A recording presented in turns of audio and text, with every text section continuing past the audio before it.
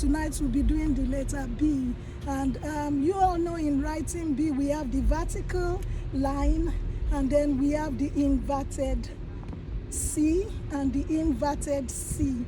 So in incorporating that into a dance or into a song, you might do the whole song with the letter B, and you necessarily do not need to just stand in one spot. You can actually move around doing the vertical and the inverted, inverted, vertical, inverted, inverted, vertical, inverted B, inverted, vertical. Those two inverted C's gives you the letter B. If you need to learn more about the alphabet choreography, follow me on YouTube, Janet Suki Fagbohun at Dr. Suki. God bless you. See you next time. Bye-bye.